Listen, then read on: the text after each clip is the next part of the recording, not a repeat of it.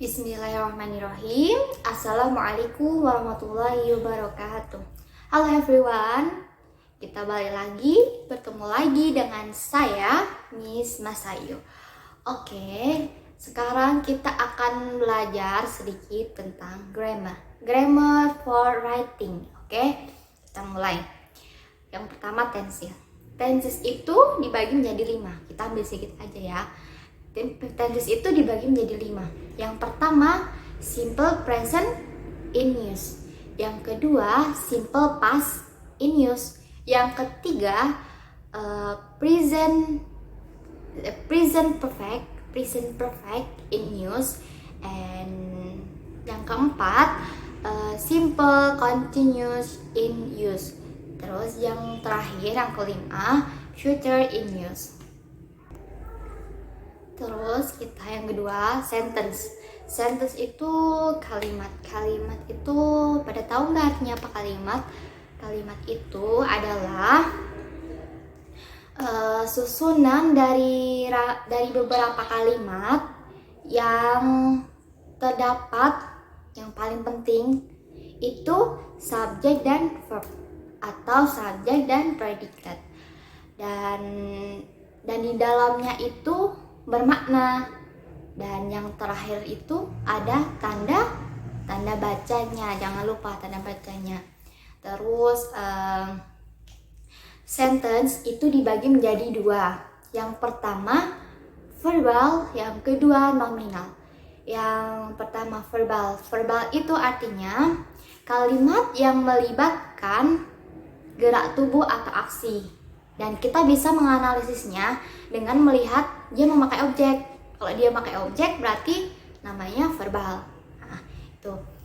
Misal nih contohnya di Indonesianya ya, saya menulis di buku. Nah, itu bisa kita lihat menulis itu sebagai verb. Namanya verbal. Berarti itu termasuk verbal ya. Karena menulis itu menggunakan gerak tubuh atau aksi.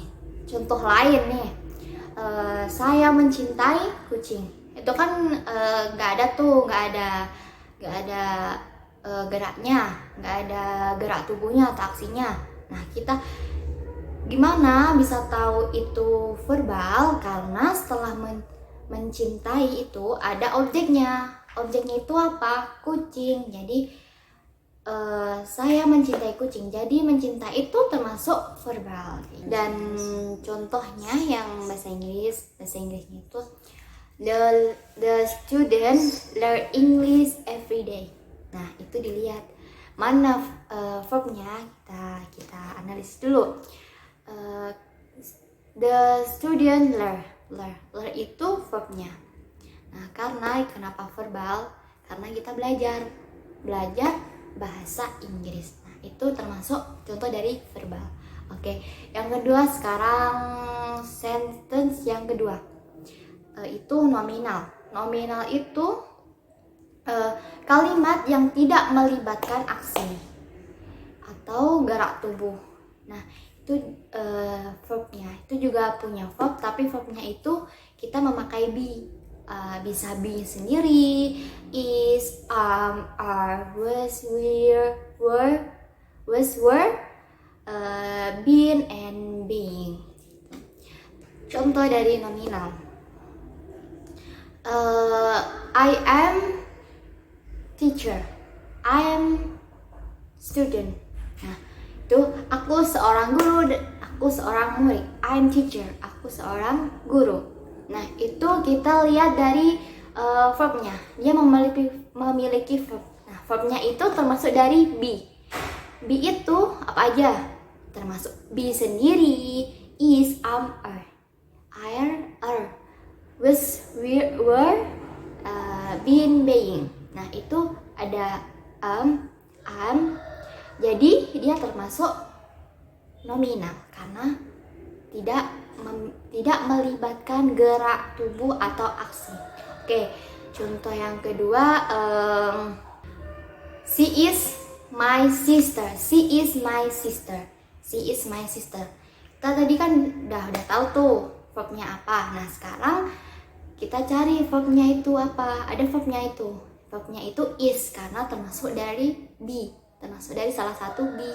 Nah jadi isnya itu termasuk dari nominal. Oke, selanjutnya verb itu kata kerja. Kata kerja dibagi menjadi dua. Yang pertama utama atau ordinary. Yang kedua pembantu atau akselerasi. Yang pertama tadi utama atau ordinary. Jumlah verbnya itu satu. Dan biasanya itu tempatnya paling kanan dalam satu kalimat. Nah, contohnya itu kita pakai contoh yang tadi ya. The student learn English every day. Nah, kita bisa lihat tuh, the student learn English every day. Kita cari kata kerjanya. Kata kerjanya itu yang learn, belajar. Itu kan di situ di satu kalimat itu cuma ada satu verb atau kata kerja. Berarti kita namakan ordinary atau yang utama, verb yang pertama, verb utama. Nah, contoh yang kedua itu I am student. Nah, I am student. Itu tadi yang contoh yang dari sentence nominal ya. Pakai yang verb termasuk yang be, verb yang anggotanya be. Nah, I am student. Nah, verbnya itu I'm karena di situ verbnya satu aja, verb utama, namanya dinamakan verb utama atau verb ordinary. Nah, itu. Verb yang kedua, pembantu atau akselerasi. Jumlah verbnya itu lebih dari satu, boleh dua, boleh tiga, lebih dari satu. Dan itu penamanya tuh setelah verb utama. Contoh nih, she is raining now. She is raining now. Kita cari verbnya. Verbnya itu ada is dan raining. Kita cari dulu. Ada nggak di situ verb utamanya? Ada tuh verb utamanya itu yang running. Nah, berarti itu yang running kita namakan verb ordinary atau verb yang utama. Terus ada lagi nggak verbnya tadi? Ada dua ya. Yang kedua itu is. Nah, isnya itu termasuk dari verb akselerasi atau verb yang bantu atau verb pembantu. Nah, gitu. Ya, ini ada tambahan sedikit. Sentence juga ada dua nih, yang aktif sama yang pasif. Yang aktif itu biasanya berimbuhan be, dan me. Contohnya belajar, memasak, menyapu, menulis, seperti itu. Terus yang kedua itu pasif. Pasif itu biasanya sebuah kata yang di depannya itu didahului didantar. Contohnya dimakan, dipel, terpel, termakan, dicuci, tercuci, seperti itu. Oke, that's enough for me to say. Thanks for your attention. Wassalamualaikum warahmatullahi wabarakatuh. See you.